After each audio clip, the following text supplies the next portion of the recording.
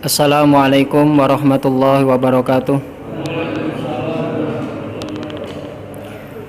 Alhamdulillah, alhamdulillahilladzi nahmaduhu wa nasta'inuhu wa nastaghfiruh wa na'udzu billahi min syururi anfusina wa min sayyiati a'malina. May yahdihillahu fala mudhillalah wa may yudlil fala hadiyalah. Asyhadu an la ilaha illallah wahdahu la syarikalah wa asyhadu anna Muhammadan abduhu wa rasuluhu la nabiyya wa la rasula ba'da. Allahumma shalli wa sallim wa an'im ala habibina wa syafi'ina qudwatina sayyidil anbiya'i wal mursalin Muhammadin sallallahu alaihi wasallam wa ala alihi wa ashabihi ajma'in wa man tabi'ahu bi ihsanin ila yaumiddin. A'udzu billahi minasyaitonir rajim. Ya ayyuhalladzina amanu taqullaha haqqa tuqatih wa la tamutunna illa wa antum muslimun. Wa qala aidan walladzina yarmunal muhsanat thumma lam ya'tu bi arba'ati syuhada fajliduhum thamanina jaldah wa la taqbalu lahum syahadatan abada wa ulaika humul fasiqun. Illal ladzina tabu min ba'di dzalika wa aslahu fa innallaha ghafurur rahim. Shadaqallahul azim. Rabbi shrah li sadri wa yassir li amri wahlul 'uqdatam min lisani yafqahu qauli. Alhamdulillahirabbil alamin. Bapak Ibu jamaah salat maghrib rahimakumullah, tidak pernah bosan mengawali setiap pertemuan kita. Hendaknya kita senantiasa bersyukur kehadirat Allah Subhanahu wa taala. Kita memuji kepada Allah Subhanahu wa taala atas seluruh nikmat yang Allah berikan kepada kita, terutama yaitu nikmat iman dan Islam. Sesungguhnya siapa yang kemudian Allah kehendaki mendapatkan petunjuk, maka tidak ada satupun yang mampu menyesatkan dia. Begitu pula sebaliknya, siapa yang kemudian Allah kehendaki kesesatan bagi dia, maka tidak ada satupun yang mampu mengentas dia daripada kesesatan menuju petunjuk. Sebagian orang akhirnya kemudian memahami bahwasanya petunjuk dan kesesatan itu memang sudah Allah takdirkan, sehingga kalau kemudian kita kulon jenengan berusaha semaksimal apapun menuju kebaikan, kalau Allah kehendaki sesat ya sesat kan. Sehingga kemudian tidak ada gunanya kita belajar agama, tidak ada gunanya kemudian kita berdoa, tidak ada gunanya kemudian kita beribadah siang dan malam. Toh kalau Allah kehendaki sesat, maka sesat kan. Maka di sini kemudian perlu kita pahami bersama bahwasanya memang Allah itu dengan ilmunya yang maha luas, yang tidak terbatas oleh waktu dan tempat, itu sudah mengetahui siapa dari kita itu yang nanti menjadi orang mendapatkan petunjuk, atau siapa dari kita nanti yang menjadi orang sesat. Siapa dari kita nanti itu yang jadi bakalnya penghuni surga, siapa nanti yang dari kita itu jadi bakalnya penghuni neraka. Itu Allah sudah tahu.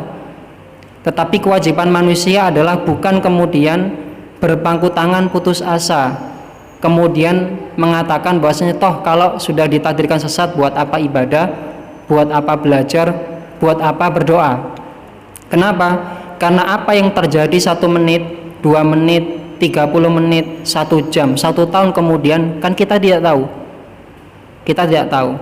Makanya ibarat kalau takdir itu ada namanya qada dan qadar, dan kita wajib beriman kepada qada dan qadar, khairihi wa syarrih, benar dan buruknya, baik dan sengsaranya, harus kita yakini. Maka ibaratnya kalau qada itu adalah seorang sutradara yang sudah membuat film. Film itu sudah dibuat alurnya dari pertama, kemudian ada kisahnya, kemudian sampai pada puncaknya, kemudian turun atau naik terus atau datar atau turun terus. Itu sutradaranya sudah tahu filmnya, sudah dibuat. Nah itu namanya qada. Tapi kalau kemudian ditayangkan filmnya di bioskop, itu namanya qadarnya. Jadi atas ilmu Allah, Allah sudah tahu, sudah di skenario si A nanti jatahnya ke sini, si B ini nanti ke sini, si C ini nanti di tengah-tengah, ini sudah tahu kodoknya. Tetapi ketika di dunia pelaksanaannya itu qadarnya. Nah, qadar sendiri kan dibagi dua, nggih. Ada qadar itu yang bisa kita rubah, ada qadar yang tidak bisa dirubah. Kalau bisa dirubah namanya qadar mubrom, yang tidak bisa dirubah namanya qadar mubrom, yang bisa dirubah namanya qadar muallaq. Salah satu contoh saja, kan ada hadisnya yang mengatakan bahwasanya siapa yang kemudian dia taat kepada orang tua, dia berbakti kepada orang tua, maka akan dipanjangkan umurnya. Itu kan ada. Padahal kalau kalian jenengan meyakini umur niku sudah paten apa mboten? Paten ya. Iya, tidak bisa ditambah, ya tidak bisa dikurangi. Lah, menurut qada Allah itu sudah ada nanti jatahnya. Si A itu umurnya sekian, si B umurnya sekian. Lah, qadar pelaksanaannya adalah jika dia taat berbakti kepada orang tuanya, jatahnya 80. Tapi kalau dia durhaka sama orang tuanya, jatahnya 30. Itu qadar mu'alaknya. Kita semua tahu mboten? Tahu mboten? Nggak tahu. Makanya kan 1 menit, 30 menit, 1 tahun kemudian kita nggak pernah tahu. Makanya kalau orang kemudian tadi mengatakan buat apa beribadah? Kalau sudah ditakdir neraka ya neraka, nggak ada gunanya. Niku sok tahu, ya kan? Belum tahu kok kemudian sudah merencanakan seperti itu. Maka usahakanlah apa yang belum terjadi, ya. Maka dengan usaha itu semoga Allah berkenan menakdirkan kita pada takdir yang baik. Bapak Ibu jamaah sholat maghrib rahimakumullah, insya Allah kita masih melanjutkan pembahasan kita yang kemarin, masih pembahasan seputar dosa-dosa besar sampai pada pembahasan waqadful muhsanat. Qadful muhsanat, qadhaf. Ya. Qadhaf niku napa? Qadhaf itu secara bahasa artinya adalah ar-ramyu. Melempar. Ramyul hijarah, melempar batu. Qadhaf. Sedangkan menurut istilah qadhaf itu adalah melemparkan tuduhan zina kepada seorang yang dia itu muhsan atau meniadakan hubungan nasab kepada seseorang. Itu qadhaf. Di dalam surat An-Nur ayat 4 dan 5 Allah Subhanahu wa taala menegaskan tentang qadhaf ini. A'udzu billahi minasyaitonir rajim. Walladzina yarmunal muhsanat tsumma lam ya'tu bi arba'ati syuhada fajliduhum thamanina jaldah wala taqbalu lahum syahadatan abada wa ulaika humul fasiqun. Dan adapun orang-orang yang mereka menuduh zina kepada perempuan-perempuan yang muhsan, kemudian setelah mereka melemparkan tuduhan zina itu, mereka tidak mampu mendatangkan 4 orang saksi, maka cambuklah mereka yang menuduh itu masing-masing 80 kali cambuk. Dan jangan engkau terima kesaksian dari mereka selamanya, ini sebagai hukuman atau sanksi.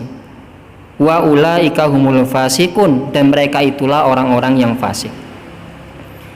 Illal ladzina tabu mim ba'di dzalika, kecuali setelah mereka melakukan qadhaf, kemudian mereka bertaubat setelah tuduhan yang mereka jatuhkan, wa aslahu, dan kemudian mereka memperbaiki keadaan hidupnya, berubah jadi lebih baik, taubatan nasuha, meminta maaf, membersihkan nama orang yang dituduh, fa innallaha ghafurur rahim, maka sesungguhnya Allah Maha Pengampun lagi Maha Penyayang. Ada yang berpendapat bahwasanya ayat ini turun berkaitan dengan hadithul ifki, yaitu cerita bohong, tuduhan yang dialamatkan kepada ummahatul mukminin Aisyah radhiyallahu anha. Jadi ketika Aisyah radhiyallahu anha ikut bersama Rasulullah di dalam peperangan, sebagaimana kebiasaan Rasulullah, Rasulullah itu kalau mau melaksanakan perjalanan, maka Rasulullah akan mengundi siapakah istrinya ini yang diajak ikut. Ini juga sebagai pelajaran bagi kita nggih. Kalau jenengan kalau punya istri kemudian kita bepergian, kesunahannya nggih diajak. Ya, kalau Nabi kan istrinya lebih dari satu, maka diundi. Kalau kulon jenengan kan satu, nggak usah diundi Pak, langsung mawon. Ya, jadi seperti itu. Jadi ada kesunahannya. Jadi safar bersama, sehingga dengan safar bersama itu kalau kemudian perjalanannya jauh, maka timbul saling tolong menolong antara suami istri, sehingga merekatkan hubungan keharmonisan ini makin harmonis. Ini diantara hikmahnya. Nah, jatuh kemudian pada Aisyah radhiyallahu anha, yang namanya istri Pak, kalau kemudian diajak safar sama suaminya itu pengen tampil baik, jangankan diajak safar, di rumah saja kan nggih pengen tampil baik kan ngoten nggih. Maka ketika sebelum bepergian ini karena didorong untuk tampil baik, dan itu memang satu keanjuran ya di hadapan suami, kemudian pinjam kalungnya saudaranya Asma binti Abu Bakar. Nah, dipinjami kalung, setelah dipakai ini dalam perjalanan. Nah, ketika peperangannya sudah dimenangkan kaum muslimin, Nabi Muhammad dan kaum muslimin ini pulang, berhenti pada satu tempat ya. Aisyah keluar dari tandunya untuk melaksanakan hajat. Nah, ketika keluar ini kemudian tak terasa kalungnya jatuh. Ya, jatuh. Nah, ketika kembali ke tandunya itu Aisyah baru sadar. Sehingga kemudian Aisyah turun lagi untuk nyari. Nah, saat itu Aisyah niku bobotnya tidak nambah, Pak. Tidak berat. Sehingga ketika diangkat, sahabat ngangkat, di dalamnya ada Aisyah atau tidak, rasanya sama gitu loh. Jadi karena bobotnya tidak berat gitu. Sehingga ketika pasukan sudah berangkat, ini tandunya diangkat berangkat, tidak tahu, dikiranya Aisyah masih sudah di dalam, ternyata tidak ada kan. Nah, Aisyah nyari, setelah temu kemudian kembali, tidak ada Pak. Nah, Aisyah, maka kemudian Aisyah diam di situ, istirahat di situ. Ya, pikirnya nanti mereka akan mengira, ya, menyadari dan akhirnya kembali lagi. Sahabat Rasulullah namanya Sofwan, ini sahabat yang tugasnya penyapu di belakang. Jadi ada kan pasukan itu dibagi yang bagian depan gitu, mata-mata, pasukan tengah yang ada di belakang, antisipasi. Di Sofwan ini di belakang. Dia datang membawa kendaraannya, ketika mengetahui ya itu Aisyah langsung istighfar gitu. Kemudian langsung itu dengan isyaratnya menyuruh atau meminta Aisyah untuk naik di kendaraannya.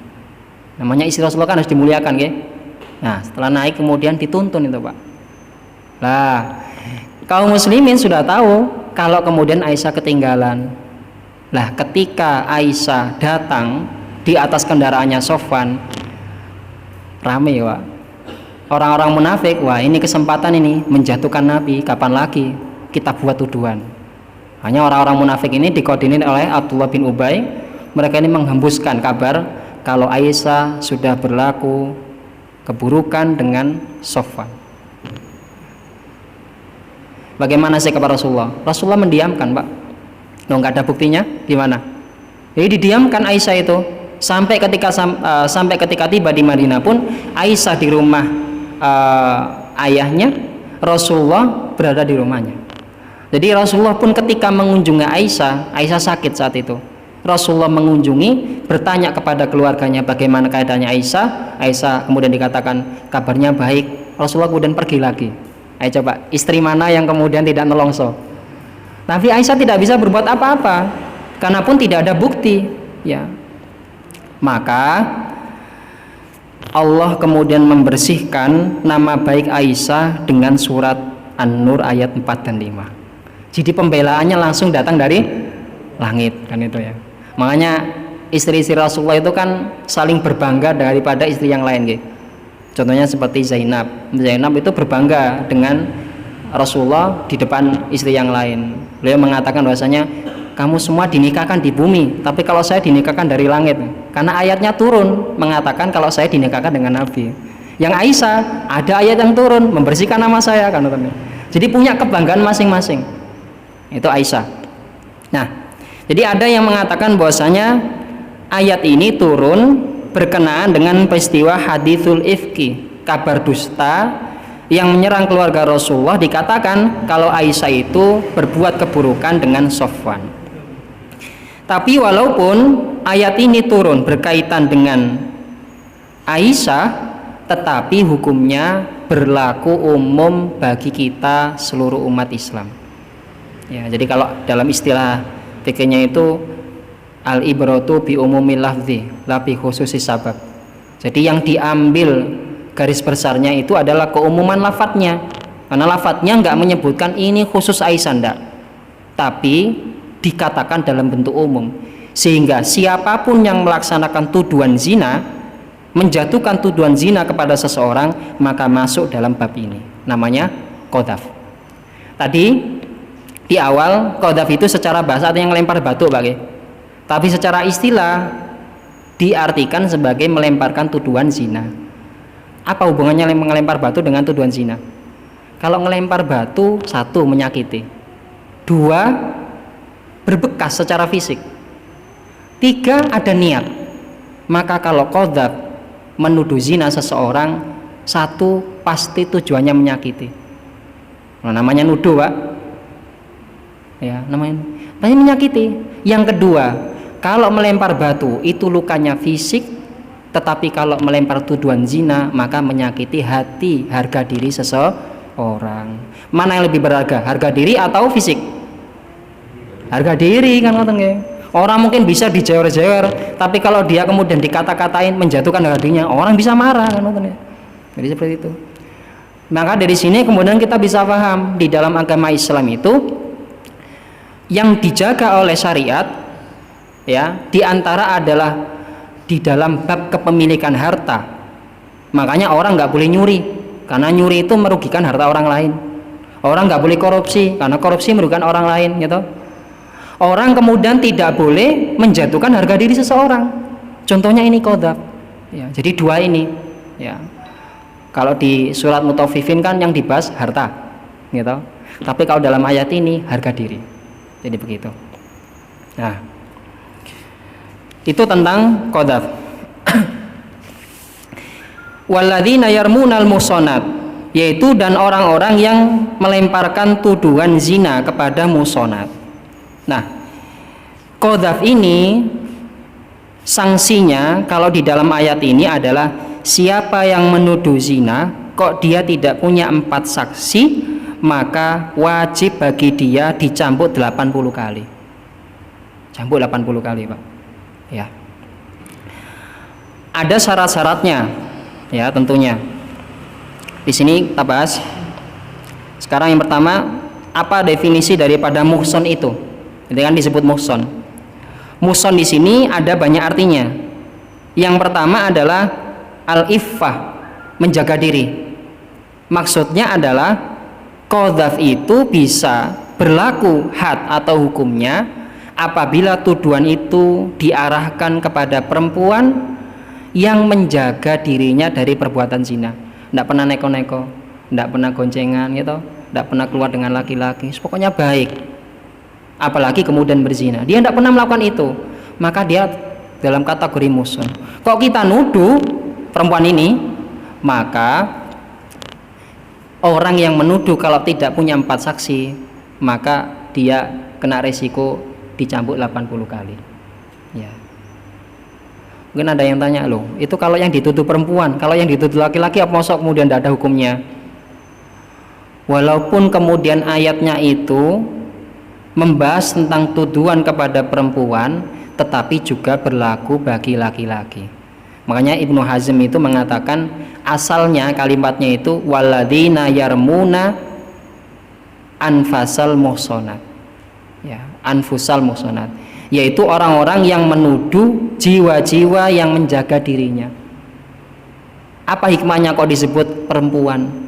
Karena dalam realitas sosial yang cenderung dianggap lemah itu memang perempuan. Dan Islam datang untuk menjaga, memuliakan harkat martabat perempuan. Jadi kalau dalam kenyataannya memang ada laki-laki yang dituduh zina gitu, ada, maka juga masuk dalam kategori qadzaf. Nah, kenapa ayatnya kok hanya menyebut perempuan? Karena tadi itu cenderung kenyataannya itu adalah perempuan dianggap lemah, sehingga kalau lemah itu kadang dibuat kalah-kalah, dituduh zina itu anggap biasa aja, padahal itu luar biasa besarnya dosa di hadapan Allah Subhanahu wa taala.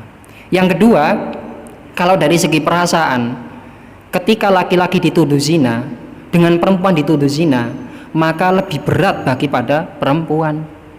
Jangan dituduh zina loh, nggih. Ada perempuan yang belum nikah saja sampai usianya bertambah, berat apa mboten? Berat secara sosial ya. Apalagi kemudian dituduh zina. Maka kalau perempuan dituduh zina, satu, dia tersakiti. Dua, keluarganya pasti sakit. Tiga, kalau dia sudah menikah, maka akan menjadi pecah hubungan keluarganya. Maka menyakiti satu orang, keluarganya, dan berakibat kepada masyarakat secara keseluruhan. Makanya dosa qadzaf itu masuk dalam kategori dosa-dosa besar. Yang kedua, yang dimaksud muhsan di sini adalah orang yang merdeka, bukan budak. Sehingga nopo? Kalau kemudian tuduhan zina itu diarahkan kepada budak, maka tidak ada had atau cambuk 80 kali. Orang merdeka dengan budak. Kalau sekarang kan tidak ada budak, Bang ya. Ini kita mundur kepada dulu hukumnya. Dulu itu ada budak. Siapa yang memulai ya tidak tahu. Sudah lama sekali budak itu. Islam datang, perbudakan itu masih sudah ada. Jadi bukan kemudian Islam datang baru ada perbudakan, bukan. Tapi Islam datang, perbudakan itu sudah ada. Jadi budak itu hukum perbudakan kayak barang milik. Jadi kata sekolah nggak ada HP, kan saya boleh beli HP 5, Pak. Maka saya boleh beli budak 5, Pak. Jadi kalau HP ini kalau saya tidak suka boleh saya kasihkan, boleh saya jual, budak gitu. Kalau saya tidak suka boleh saya kasih, boleh saya jual gitu. Kalau ini saya marah-marah boleh saya banting, budak. Kalau saya marah-marah boleh saya pukuli. Tanpa ada ikatan pernikahan, itu budak. Ya.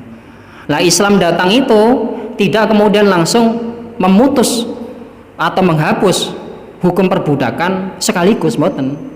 Karena namanya sudah menjadi kebiasaan dan adat. Kata sekolah jenengan ini makan nasi, Pak. Kemudian tiba-tiba datang aturan nggak boleh makan nasi. Susah mboten? Susah. Makan sego gaplek saged, sego jagung saged, tapi kan susah, Pak, memberatkan. Makanya Islam datang itu menghapus perbudakan pelan-pelan. Nah, antara orang merdeka bukan budak dengan budak itu beda statusnya. Maka kalau kemudian untuk orang merdeka kok dituduh zina, dia tidak kemudian pernah melakukan zina, tidak juga neko-neko, maka orang yang nuduh terkena sanksi qadzaf, dicambuk 80 kali. Tapi kalau nuduh budak melakukan zina, maka yang nuduh tidak kena, Pak. Cuman karena Islam itu memang menjunjung keadilan. Walaupun dia tidak kena cambuk 80 kali, tapi di hadapan hakim tetap ada sanksinya. Ben orang itu menjaga lisannya, nggak gampang nuduh zina, kan ngoten nggih. Ya. Yang ketiga, maksud daripada muhsan ini adalah menikah. Ya. Jadi kalau orang sudah menikah, ya, kok kemudian dituduh zina, maka yang menuduh zina ini terkena resiko 80 kali cambuk kalau nggak punya 4 saksi. Yang keempat, Islam. Ya, jadi karena hukum ini hanya berlaku bagi orang Islam saja. Jadi kalau umpama saya Islam nuduh orang kafir zina, itu saya tidak kena. Tapi secara keadilan, apalagi kalau kafirnya itu adalah kafir yang hidup di negara Islam, kafir dhimmi, kafir musta'man, gitu, kafir mu'ahad yang mengikat perjanjian, maka mendapatkan hak yang sama. Saya tidak boleh menyakiti mereka, mereka juga tidak boleh menyakiti saya. Walaupun nggak dicambuk 80 kali, tapi tetap ada sanksinya. Ya. Qadzaf, nggih. Ada qadzif. Qadzif niku orang yang nuduh zina. Apa syaratnya? Qadzif disyaratkan satu, berakal. Sehingga kalau yang nuduh niku orang gila tidak dianggap. Sama kayak kalau orang gila sholat kan boten sah, tidak dianggap. Maka kalau dia melakukan qadzaf, tuduhan zina juga tidak dianggap. Satu, berakal. Yang kedua, dia balik. Jadi kalau yang menuduh itu anak kecil belum balik, maka tidak dianggap. Ya. Jangankan nuduh nggih. Kalau dalam hukum Islam fikihnya itu anak kecil kalau dia melakukan jual beli transaksi yang sifatnya besar itu tidak sah. Nek beli kerupuk ngoten nggih sah. Tapi transaksi besar jual beli rumah anaknya belum balik tidak dianggap, nggak sah. Apalagi kemudian tuduhan zina. Yang ketiga ikhtiar. Ikhtiar itu maksudnya dia paham. Lek zina niku nggak boleh. Zina itu haram. Menuduh zina itu ada resikonya kalau nggak punya 4 saksi. Menuduh zina itu haram, Allah laknat. Dan dia punya pilihan, nggak dipaksa. Artinya dia tahu resiko. Lek nuduh zina kena had. Lek nggak nuduh zina bebas had. Dia tahu kok dia melakukan, berarti dia akan milih, Pak. Itu namanya ikhtiar. Makanya kalau orang kemudian dipaksa, ayo kamu tuduh itu zina, laporkan kalau dia berzina, lek gak sama tak bunuh kan itu ya. Dia terpaksa nggak bisa bela, maka tidak masuk dalam kategori ini. Ya. Syarat maghdub. Maghdub itu artinya orang yang dituduh zina. Bagaimana? Yang pertama Islam. Berarti yang dituduh zina harus orang Islam. Seperti saya katakan tadi, kalau yang dituduh zina itu kafir, ya, maka tidak berlaku had. Ya. Yang kedua balik. Ya. Jadi kalau menuduh anak kecil berzina tidak dianggap. Kenapa? Karena secara akal anak kecil tidak mengenal perzinahan. Sehingga kalau dia melakukan itu, ya, melakukan tuduhan itu, maka tidak ada sanksi 80 kali cambuk. Orang merdeka yang dituduh itu, bukan budak. Jadi sama-sama merdekanya. Yang keempat, haruslah orang itu yang iffah, menjaga diri dari perbuatan zina. Sehingga kalau kemudian kita lihat pada ayat ini, karena tujuan ayat adalah menjaga kehormatan orang yang menjaga diri dari zina, maka kalau orang itu kemudian pernah runtang-runtung, dia diketahui secara sosial itu sering masuk keluar hotel gitu, dia itu kemudian melakukan hal-hal sebagai pengantar zina, kalau kita katakan hei kula bezina, maka tidak masuk dalam kategori ini. Ya, tidak masuk. Itu maghdub. Nah,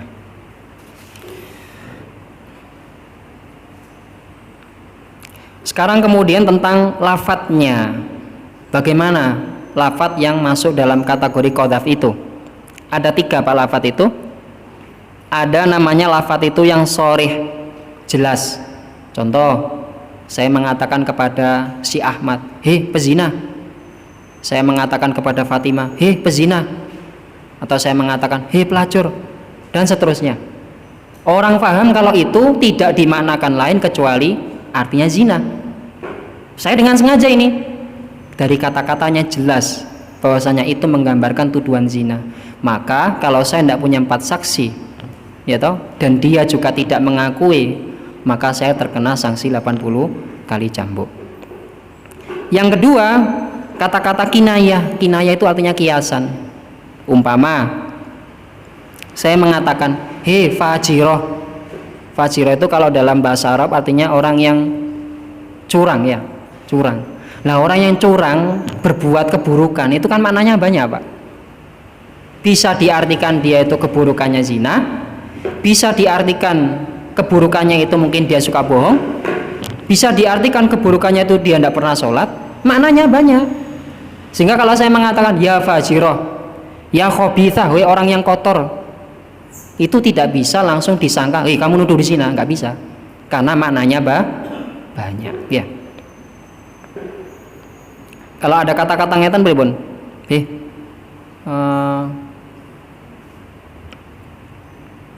Kamu bukan anak bapakmu. Masuk tuduhan mboten? Iya. Iya. Karena dengan mengatakan itu berarti menuduh ibunya. Nah, karena itu. Jadi seperti itu. Ya. Nah, termasuk juga disamakan dengan qadzaf ini adalah menuduh seseorang melakukan perbuatan liwat. Perbuatannya kaumnya Nabi Lut. Laki-laki dengan laki-laki, perempuan dengan perempuan, atau manusia dengan hewan. Nah, kita kemudian katakan, dasar pelaku perbuatannya kaum Lut, kan? Jelas mboten? Nah, maka seperti ini yang melontarkan tuduhan kalau nggak punya saksi kena ini, Pak. Ya. Tapi kalau dikatakan, kaum Lut itu maknanya bisa banyak. Satu, memang dia ikut ajarannya Nabi Lut. Atau dia bermakna dia melakukan perbuatannya kaum Nabi Lut. Kalau masih ada kesamaran, maknanya yang mana ini? Maka tuduhan ini tidak langsung masuk dalam kategori qadzaf. Gitu. Harus didatangkan dulu orangnya. Maksudmu apa? Kamu nuduh zina atau enggak? Enggak, saya enggak nuduh zina kok. Ya wes, bebas. Kan itu ya. Kadang dalam pendapat yang lain harus disuruh sumpah dulu. Ayo sumpah oleh kamu, dan kamu tidak menuduh zina. Demi Allah saya itu tidak nuduh zina niatnya. Ya wes, bebas. Jadi begitu. Ya. Nah, kalau ada orang seperti itu pakai kata kinayah terus, tapi ketika didatangkan dia itu disuruh sumpah, bilangnya nggak niat nuduh zina, tapi bolak-balik ya Pak, pripun? Disangsi mboten? Nah, dia tetap disangsi Pak. Ben orang itu ndak gampang gitu ya. Contohnya ada kan dalam bahasa kita itu ada istilahnya jablay gitu, cabe-cabean, apa malih? Alay kan itu ya. Kalau jablay cabe-cabean itu masuk dalam qadzaf tuduhan zina mboten? Mboten nggih. Ndak mesti. Karena jablay itu bisa bermakna lain juga. Dan orang kalau kemudian mengatakan jablay, dia bisa gampang. Tapi kalau dia disuruh mengatakan pezina, dia masih mikir 1000 kali. Ini menunjukkan bahwasanya jablay itu tidak sama dengan pezina. Mungkin kategori nakal lah. Tapi kan tidak zina Pak. Zina ini kan 2 kelamin bertemu jadi 1, itu kan zina. Tapi kalau orang masih nempel-nempel, gandengan, goncengan, ya mungkin dikatakan jablay ya. Tapi tidak masuk dalam kategori zina kan itu ya. Ya, tapi ya tetap kalau orang itu mengucapkan jablay cabe-cabean, berarti perlu dijewer Pak, bibirnya itu Pak. Perlu dikasih sanksi agar orang itu tidak gampang. Lawang kadang sekarang niku dibuat guyonan ya Pak. Ya toh. Cabe-cabean, jablay kadang dibuat guyonan akhirnya. Ini kan nggak susah kalau seperti ini. Orang akhirnya tidak menghargai orang lain kan seperti itu. Nah. Yang ketiga yaitu ta'rid, sindiran. Jadi nyindir. Kayak apa contohnya umpama ngeten. Saya punya teman bertengkar ini. Bertengkar. Kita bertengkar kemudian saya mengatakan, "Aku iki dudu anake pezina." Secara mana dia mengatakan saya bukan anaknya pezina, tapi tujuannya nyindir. Le aku gak anake zina, iku lu anake zina. Itu namanya sindiran. Gimana kalau masalah sindiran ini? Ulama berbeda pendapat Pak. Ada yang mengatakan bahwasanya sindiran ini masuk dalam kategori qadzaf. Tapi memang harus dipastikan dulu. Tapi ada yang mengatakan bahwasanya sindiran ini tidak masuk dalam kategori qadzaf. Sehingga orang yang mengatakan itu maka dia tidak terkena resiko 80 kali cambuk. Apa alasannya? Yang mengatakan bahwasanya sindiran itu bukan termasuk tuduhan zina atau qadzaf. Di dalam surat An-Nisa 235, nanti jangan sangat pirsa nggih. Surat An-Nisa 235 itu disebutkan kalau seorang perempuan dicerai oleh kemudian suaminya. Kalau kemudian masih dalam masa iddah dan suaminya sudah tidak karep Pak. Suaminya tidak karep, tetangganya yang karep. Kalau ada seorang istri, dia masih dalam masa iddah, belum habis masa iddahnya, dilamar kan tidak boleh. Tapi lek disindir boleh, kata lo. Disindir boleh. Pripun nyindir? Nyindir tujuannya nikahi, kata lo. Ya kan itu. Nyindir ya. Lek nyindir boleh. Sehingga kemudian dengan sindiran itu namanya perempuan pasti akan peka. Dia mengatakan, "Wah, iki tonggo iki karep iki," kan. Kemudian bilang, "Sik ojo sik, idahe jek ono," kan. Kan begitu ya. Ini, lek sindiran boleh, tapi lek secara jelas nggak boleh. Loh, dalam An-Nisa 235 dibedakan antara meminang langsung dengan sindiran. Artinya walaupun sindiran itu tujuannya adalah meminang, tetapi karena dibedakan menunjukkan sindiran itu tidak sama dengan meminang, maka seperti itu pula qadzaf, walaupun kemudian dia dengan kata sindiran yang tujuannya adalah menuduh ya, maka hukumnya beda, tidak terkena sanksi 80 kali cambuk. Bagi kelompok yang kemudian mengatakan bahwasanya sindiran itu adalah masuk dalam kategori qadzaf, tuduhan zina, itu mereka beralasan dengan surat Maryam 28. Nanti jangan salah tulisan nih. Ketika Maryam kemudian datang membawa anak, yaitu Nabi Isa, kaumnya itu kan kemudian menolak. Mereka mengatakan, ya ukhta Harun, maka na'abuka imro'un su' wa makanat ummuka baghiyah. Wahai Maryam, wahai saudaranya Harun, sesungguhnya bapakmu itu loh orang yang tidak jelek, orang yang tidak melakukan keburukan. Ibumu pun juga bukan pezina. Dikatakan bapaknya orang baik-baik, ibunya orang baik-baik. Kan kenyataan nggih? Tapi niatnya nuduh Maryam zina. Berarti sindiran itu sama dengan qadzaf. Ini alasan kelompok yang mengatakan bahwasanya sindiran itu sama dengan qadzaf.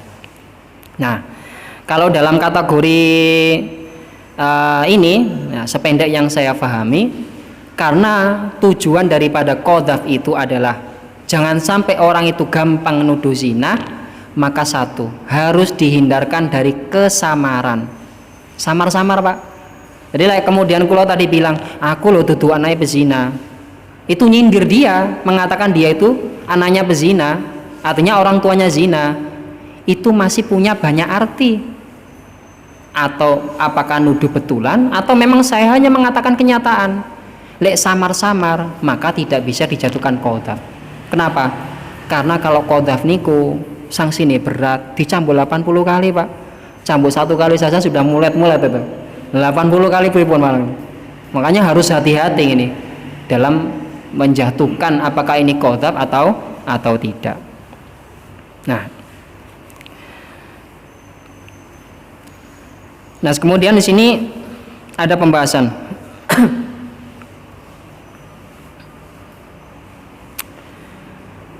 Haruskah saksi itu adalah saksi yang adil? Tadi kan disalahkan harus punya 4 saksi. Maka di sini Imam Syafi'i mengatakan harus adil. Adil berarti orangnya lurus. Ya. Dan 4 saksi itu pun tidak boleh kemudian ada rencana. Aku nuduh kok zina. Sampeyan golek kanca telu. Engko rencanane podo.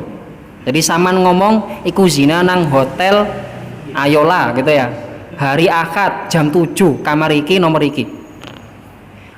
Ceritanya kemudian sama, mereka datang di hadapan hakim, ceritanya sama. Memang kalau qadzaf itu 4 saksinya harus sama Mbak. Nggak boleh kemudian satu mengatakan zinanya nanggone hotel Ayola, satunya nanggone hotel Surya, satunya loh iki piye iki bener tangga kan. Jadi harus sama. Ya, jamnya pun harus sama. Ya, tidak boleh ada kesepakatan, kan begitu. Makanya harus orang yang adil betulan. Kalau selama hidupnya dia punya catatan sering dusta, maka diragukan kesaksiannya. Nah, Imam Hanafi ini bisa mengatakan bahwasanya orang fasik bisa jadi saksi, ya. Nah, kalau kemudian di sini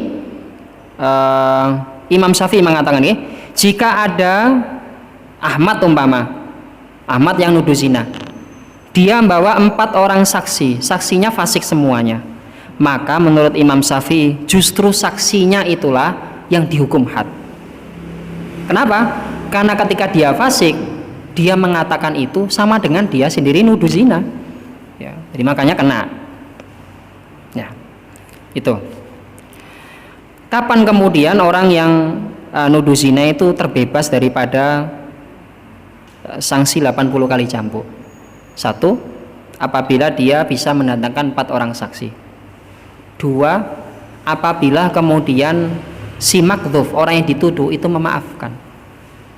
Dan ini tidak ringan Pak, berat Pak. dituduh zina. Kalau sekarang kan masuk undang-undang pencemaran nama baik. Nah, kan itu. Aku gelem maaf no, tapi sama harus membersihkan nama saya kan ya. Apalagi orang sekarang gampang ada media sosial, kadang dia lisannya ndak ngomong tapi ketik gitu. Ini zina kan di like saja banyak. Nah, seperti ini. Nah, terus begini. Kalau kemudian saksinya harus 4 dan 4 itu kesaksiannya harus sama keterangannya, sulit atau mudah, Pak? Sulit. Iya. Geret wong siji, geret wong maneh, wis mari, Pak. Umpama terjadi betulan zina loh, nggih. Nah, ini harus 4 orang saksi, nggak bisa kemudian ini cerita kepada ini, oh ini nggak melangsungkan secara langsung. Ini bagaimana? Maka kemudian bagaimana umpama kalau 4 orang saksi ini diganti dengan CCTV? Nah, CCTV, Pak. Nggak perlu repot-repot cari 4 orang saksi, tapi CCTV-nya itu sudah membuktikan. Bisa mewakili, mboten? Nah, cuman memang ada risikonya, Pak. Kalau CCTV itu, contohnya saja di Korea Selatan. Di Korea Selatan itu tidak ada, hampir dikatakan satu tempat umum, bahkan hotel pun itu kecuali pasti ada CCTV ya, kamera tersembunyi, Pak. Maka risiko yang lain daripada CCTV ini, kalau memang tujuannya baik untuk membuktikan perzinahan, maka tidak masalah. Tapi bisa jadi orang dengan CCTV-nya bukan dibuat bukti untuk tuduhan zina, tapi justru disebarluaskan.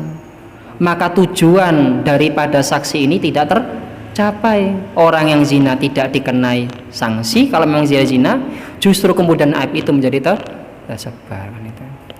Tapi kalau kemudian memang difungsikan sebagai 4 orang saksi, maka CCTV itu bisa dibuat atau menggantikan 4 orang saksi itu.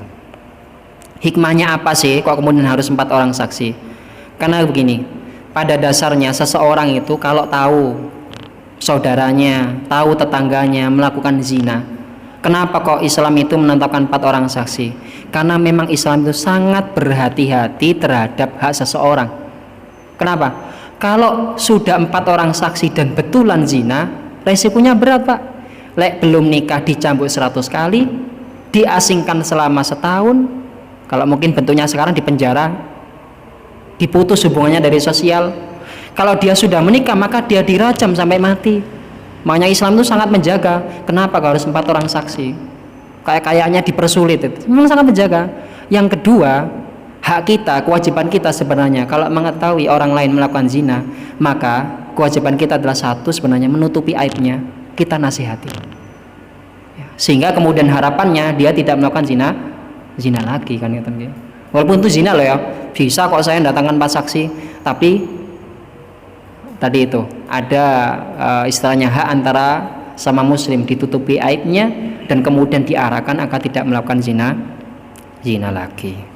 Atau yang ketiga yang dituduh zina itu ngaku, Pak, iya saya itu melakukan zina, maka yang nuduh zina terbebas dari sanksi 80 kali cambuk. Tapi kalau tidak ada ini semua, maka yang nuduh zina dicambuk 80 kali, dia dilabeli sebagai orang fasik. Fasik itu berarti label buruk secara agama. Orang akan mengenal, oh dia orang fasik, jangan dekat-dekat. Ya, yang ketiga, kesaksiannya tidak akan diterima selama-lamanya sampai dia bertaubat. Kan berat nih, ya, itu masalah qadha. Bapak Ibu jamaah salat maghrib rahimakumullah, mungkin mekaten segede ingkang saged kita pelajari dari bab qadhaf. Tentunya segala kebaikan dan kebenaran itu milik Allah Subhanahu wa taala, dan dari Allah. Apabila ada kekurangan dan kesalahannya murni dari saya pribadi sebagai manusia. Akhirul kalam, ihdinas siratal mustaqim. Wassalamualaikum warahmatullahi wabarakatuh.